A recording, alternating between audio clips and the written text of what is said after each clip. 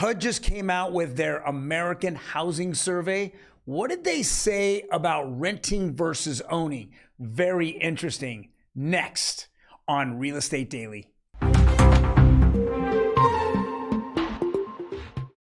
Welcome, everybody. My name is Troy, and every day we go over the latest news in real estate, mortgage, and the housing market. Today, I want to go over that article and several different other articles. Very interesting day about rent versus own with HUD and what they said in their survey. Also, we want to go over a few different numbers for August and September. What are the numbers in the housing market? But before we jump into it, let's go do one thing. Hit that subscribe button, boom, boom, and then hit that like button. That button will get me out there a lot more to people who really need me, people looking for homes, people looking to refi, but they're confused, other information that you can make on a daily basis.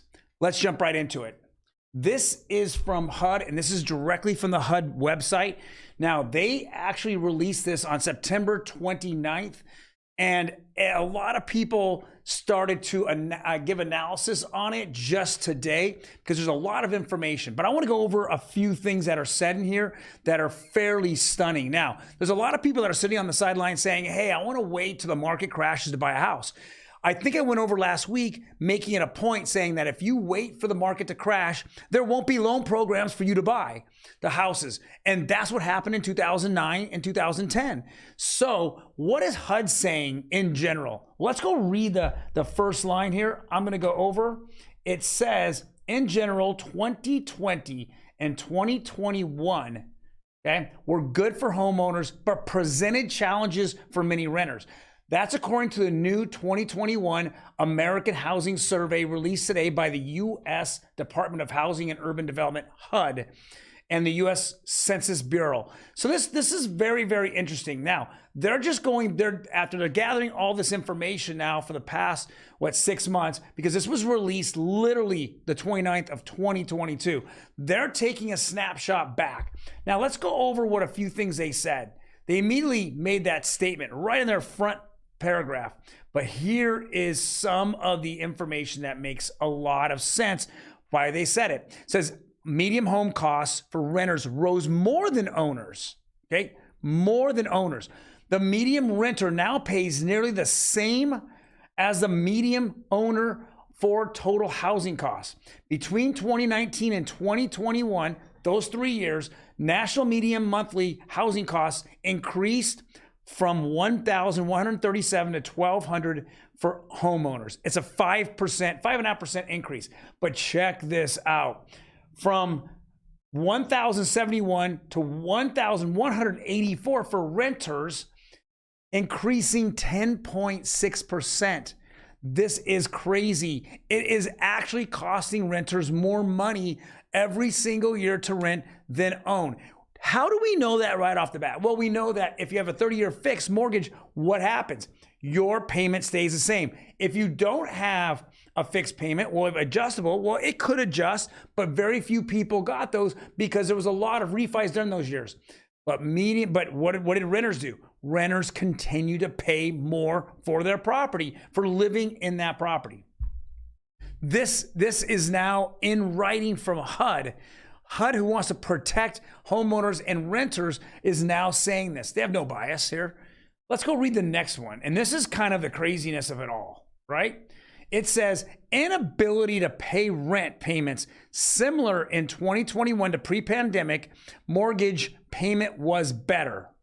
So let me just say that again. I'm going to read that again. Inability to pay rent payments similar in 2021 to pre-pandemic, mortgage payments was better. That means that the people who were unable to make payments and continue to unable to make payments, renters were flat. They say the same, but mortgage payments, more people made their mortgage payments. So mortgages showed that they were stronger. It was someone that was going to stay in that property. They were there and committed to making payments as renters struggled. And why do they struggle? I'll go back over the same thing. They struggle simply because they have a moving target. The moving target is rent payments. Every single year, You know, investors that own properties, including myself, we raise rents. Why? Because we have to keep up with inflation. But what happens on payments from homeowners? Well, they don't. They're not keeping with inflation. Their payment is anti-inflation, right? It's deflationary because it stays the same all the way through. It doesn't matter if the government puts us in 9 or 10% inflation. Our payment is the same. It keeps our budget locked in.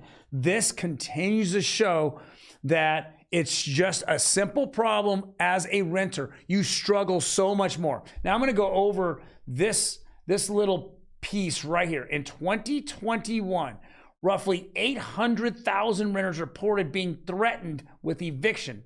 Of those, 21% received a court order eviction.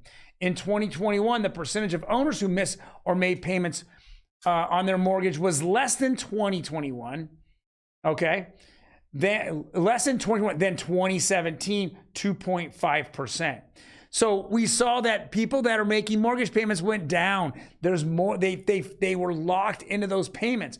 Really, if you look at a mortgage, if you own a home and you're making a mortgage payment, if you were to go rent, you might actually have to rent for somewhere higher than you are making your payment. Now, I know in the last 18 months that might have changed, but and the only reason it might have changed where mortgage payments are higher is simply because the government froze rents.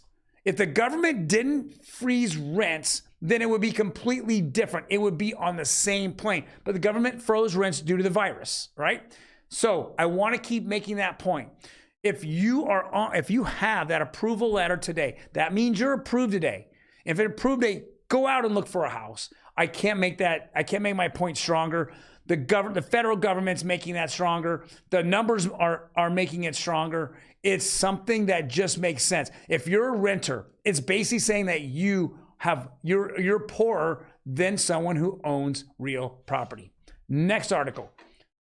And this is fantastic news in my eyes. 44% of UBS survey respondents plan to buy residential property in the next 12 months. Now, I do hope that one or two things are going to happen. One is if the financial system starts to crash, well, we're not going to be seeing many loan programs out there to actually purchase.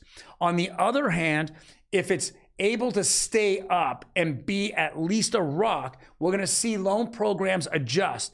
And like I've said in the last month, 2 months, 3 months, it's going to go to 40 years. So a couple of the programs that I see happening is 40 and maybe 50-year loans. I know in the next, I think by 2030, we'll have fractionalized real estate, which means that part of your mortgage company will own your house. So they'll own 25%, you'll own 75%. I think fractional real estate is on its way and it's going to be here and it's going to be able to put people into homes cheaper. Think about that, cheaper. All right, next article. Despite market headwinds, title industry reports strong Q2. All right, so we're seeing that, title who actually has to be exchanged on every single transaction. They're seeing it pretty strong for Q2 still. Now, I'm interested in seeing Q3 numbers. We're always a quarter behind, so we won't find that out until January. But we're still seeing a strong market for the first 6 months of 22. I actually think here in Southern California, I think our market's still strong. I mean, I see that the open houses that I did the last couple weekends, there were at least 10 to 15 groups of people that came every single day. I don't see it being as weak as maybe some parts of the country, and definitely not as weak as what the media has said. Next article here says U.S. home prices now posting biggest monthly drop since 2009. Now, I kind of laugh at this because, again, it's kind of that you had a choice between two things. You can either make this a positive article, Bloomberg, or you can make it a negative article. So let's go read a little bit of this article. It says right here, median home prices fell less than 1%, in August from a month earlier, following a 1.05 drop in July. So over the last 2 months, the national average was down 2%. Think about that.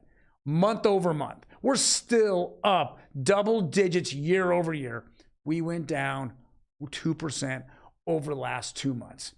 That's ridiculous. Now, if you could have spent it that we fell at a much smaller rate than we did in July, but Bloomberg wanted to make it negative post here.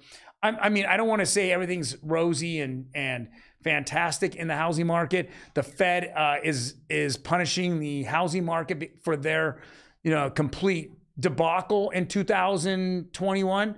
So we're paying for it now. But we are not seeing these great numbers of homes dropping and people going berserk and the sky is falling idea. All right, so let's go get right into the interest rates. And like I said before, from 1971 to 2001, there was only a few months that rates were under 7%. Your parents, most of your parents out there had rates between 7, 8, and 9%. And everyone is hitting that panic button, in 2022 that we're in the sixes. It is pretty hilarious. I'm just seeing that the reaction time for younger people are greater now, are quicker now than any other generation that's come before them. So let's go over them. 30-year conforming, which is conventional, we're at 6.72. We went up about 0.5 bips. We look at 30-year FHA, it went up 0.08, or let's call it 0.09. I mean, they floated up a little bit. We're gonna see here, and the Fed had an emergency meeting today. We're gonna see what it comes out of it. I think this can really affect rates if they are determined to continue to raise rates. Then we're going to see another jump in rates because they're going to raise up their rates, their overnight rates. But if the Fed pauses, which I think it's going to be a political posturing, if they pause, we're going to see rates drop a little bit, and we're going to see the stock market and crypto markets run because everyone's going to think that they're pivoting. But it makes sense that they are going to hit the pause button. And the second that the elections are over, they're going to go right back to the hawkish, bearish outlook of we need to get rates down. So that's just my personal opinion. We're going to find out in the next 24 to 48 hours if there's any news that's coming out, or they just met because they needed to have a few beers in October to start the fourth quarter. There could be a lot of reasons why. I personally think that there's also other macro factors out there. Credit Suisse Bank is in major trouble. They have a liquidity crisis.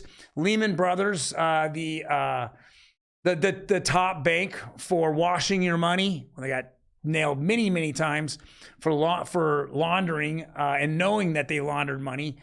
You want to call them the mafia bank. I got something for you. All right, guys, I'm getting out of control here.